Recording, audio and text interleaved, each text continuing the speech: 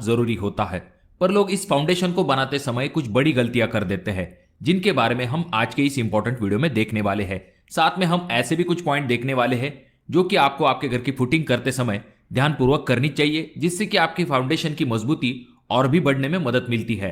तो बिना समय गवाए हम वीडियो को शुरू करते हैं, पर उससे पहले अगर आप लोग इस चैनल पे नए आए हो तो चैनल को जरूर सब्सक्राइब कर दीजिए। तो सबसे पहली गलती आ जाती है जो कि है नो शटरिंग वर्क।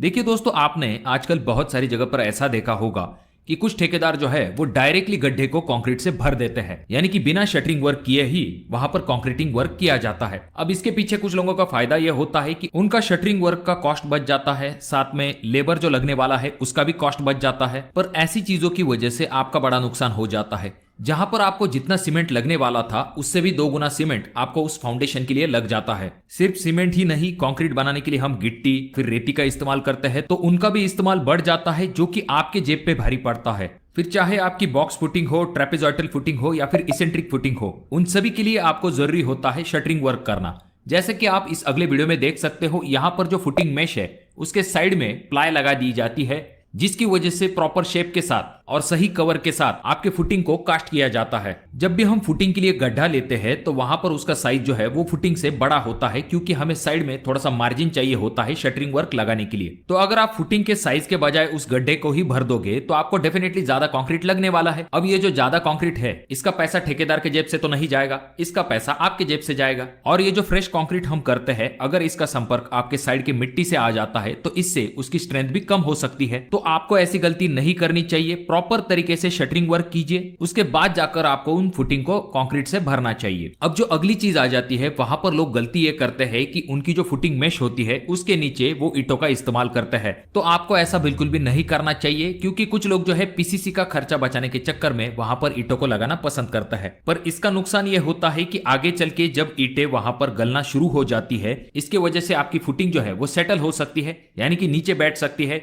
इस वजह से आपको घर के अंदर क्रैक भी दिखाई दे सकते हैं। तो ऐसी गलती आपको बिल्कुल भी नहीं करनी है। जहां पर आपके फाउंडेशन का बेस होगा वहां पर आपको सही तरीके से पीसीसी जरूर कर लेनी चाहिए, जिसके बारे में हम आगे बात करने वाले हैं। अब नेक्स्ट गलती के बारे में बात करते हैं, जहां पर लोग क्या करते हैं, जो फुटिंग मेश होती है यानी कि फुटिंग की जो जाली है उसे डायरेक्टली सपाट बना देते हैं, उसे किसी भी प्रकार की यल प्रोवाइड नहीं करते हैं। तो आपको ऐसा बिल्कुल भी नहीं करना चाहिए। आपकी जो फुटिंग मेश है उसके चारों बाजू में इस तरह के यल जरूर आपको प्रोवाइड करने हैं। 4 से लेकर 6 इंच तक आप उनका साइज रख सकते हो। अब अगले गलती के बारे में बात करते हैं, जहां पर यह देखा जाता है कि जो फाउंडेशन के लिए एक्सकेवेशन किया जाता है तो उसमें कभी कभी गलती हो जाती है। एक तरफ आपके कॉलम की पोजीशन होती है, दूसरे तरफ आपका गड्ढा हो जाता है। इसी वजह से जो कॉलम है उसके एक साइड में आपको ज्यादा कंक्रीट करना पड़ता है, दूसरे साइड में कम कंक्रीट करना पड़ता है।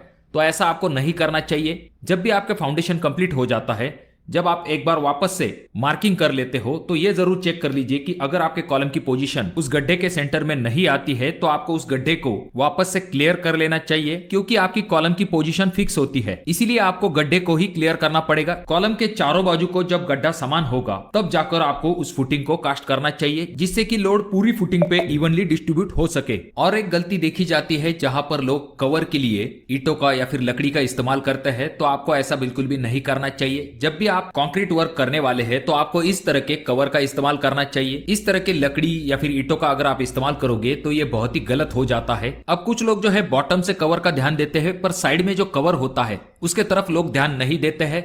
जैसे कि मैंने आपको पहले पॉइंट में भी कहा था कि अगर आप शटरिंग वर्क नहीं करते हो और जाली जो है आपकी एक साइड में गड्ढे के तरफ चली जाती है और मिट्टी के संपर्क में आ जाती है, तो वह आगे चल के जल्दी जंग पकड़ सकती है, जल्दी खराब हो सकती है। इसीलिए आपको जिस तरह से बॉटम से कवर के तरफ ध्यान देना चाहिए, उसी तरह से आपको साइड में भी कवर जरूर चेक कर लेना चाहिए कि कहीं आपकी जाली जो है वो मिट्टी के संपर्क में तो नहीं आ रही है। अब नेक्स्ट पॉइंट आ जाता है जो कि है ट्रेपेजॉइडल फुटिंग के रिलेटेड। तो इनका जो शेप होता है वो ट्रायंगुलर होता है।